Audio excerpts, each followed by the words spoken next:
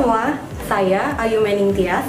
Profesi saya sebagai perekam medis dan informasi kesehatan di Rumah Sakit Pusat Pertamina. PMIK itu adalah perekam medis dan informasi kesehatan, di mana mereka termasuk ke dalam tenaga kesehatan dengan kelompok keteknisian medis. Seseorang yang telah lulus pendidikan D3 rekam medis sesuai dengan peraturan perundang-undangan yang berlaku.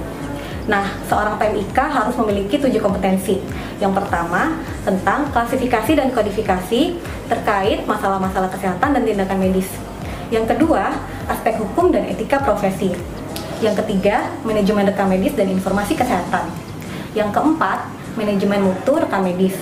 Yang kelima, statistik kesehatan. Yang keenam, manajemen unit kerja, manajemen informasi kesehatan atau rekam medis. Dan yang terakhir atau ketujuh adalah kemitraan profesi. Untuk menjadi seorang PMIK, kita harus lulus minimal pendidikan D3 rekam medis. Sekolahnya itu 3 tahun, sudah termasuk magang loh.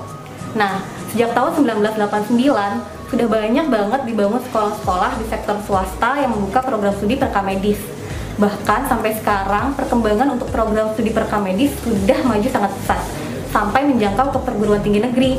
Contohnya, ada Universitas Indonesia, Universitas Gadjah Mada, dan Poltekkes di seluruh Indonesia. Untuk biayanya sendiri dibandingkan dengan program studi kesehatan lainnya, program studi PMIK ini tidaklah mahal dan terjangkau.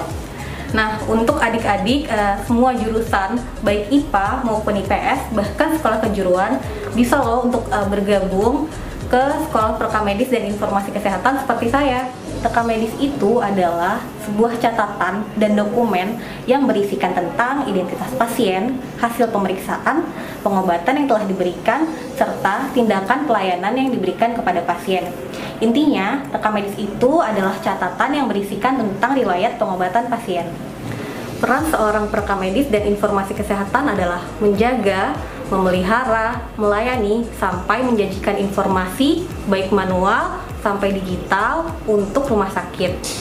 Di era BPJS sekarang, peran perekam medis menjadi sangat penting karena tugasnya melakukan kodifikasi, diagnosis yang ditentukan oleh dokter yang kemudian akan menentukan besaran klaim. Nah, untuk profesi perekam medis tidak hanya melulu bekerja di rumah sakit, bisa di seluruh pelayanan kesehatan yang ada di Indonesia seperti puskesmas, klinik, serta asuransi kesehatan. Menjalani profesi perekam medis sangat menyenangkan karena kita bisa belajar tentang kesehatan, kita bisa mengolah data dan menyajikannya sebagai informasi yang dibutuhkan oleh masyarakat.